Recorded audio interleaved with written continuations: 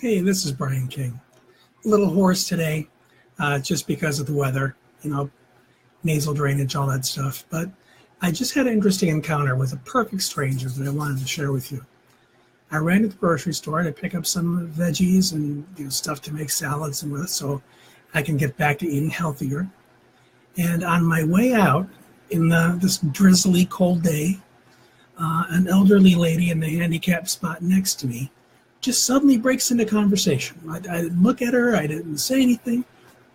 She just suddenly started talking. It began with how wrong the weatherman was and how she doesn't do good in this kind of weather. And as I made my way around to the driver's door thinking, okay, I'm feeling cold out here. I'm not really dressed for the weather and I'm going to go home. She just continues on and on in this monologue where she's essentially telling me her entire life story.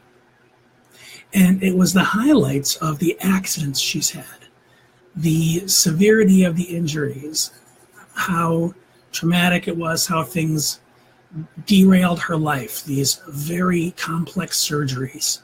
And I'm looking at this lady, and she's describing all the injuries she's had her entire life, and you wouldn't know it to look at her. She was probably, late 70s, early 80s, very, very spunky. She's even got a Blackhawks, that's the Chicago hockey team. She's got the Blackhawks license plate on her SUV. And she's got her walker. So she's just one of these people that you can tell just kind of gets up and keeps moving forward. Things don't stop her. And I'm asking myself while she's talking, why is she telling me all this? We don't know each other.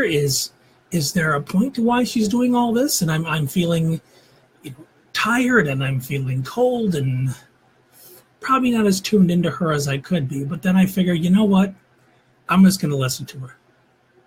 Kind of see where she's going with this. And by the end of it, I just really was having a hard time standing because part of my condition are my legs. And I told her, I said, it was great talking with you. I really need to sit down because it's hard for me to stand for very long. And she says, oh, okay, you go along. And as soon as you pull out, I'll get in my car and we'll go. So I'm still shaking my head a little bit as I'm pulling away. And by the time I got home, I figured it out, at least my interpretation of it. Maybe she saw in me somebody that could really use hearing from somebody else that look at all the shit I've been through and look at how far I've come. Because that was really the gist of everything she was telling me. This happened to me in 1972, and this happened to me in 2009. And she's chronologically going through it, and she was talking about a surgery she's supposed to be having on her eye, I think. But it was all about, hey, look at all I've been through, look at how far I've come, and I'm still going. Maybe that wasn't her intention. Maybe she needed that reminder for herself. Maybe I needed to hear that from somebody.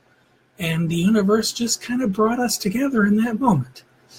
Two perfect strangers, an elderly lady who's been down the road a lot further than me, who just felt like sharing her story with a young guy who was obviously struggling a little bit and maybe could use a little encouragement, and a reminder that the journey's not over, it's ongoing.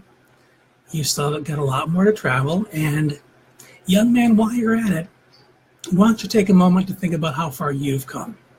Again, I don't know if was her intention, but that's what I'm taking away from it. And I just wanted to share that story with you, and hopefully it'll be helpful for you too. This has been Brian, and thanks for tuning in. We'll talk again soon.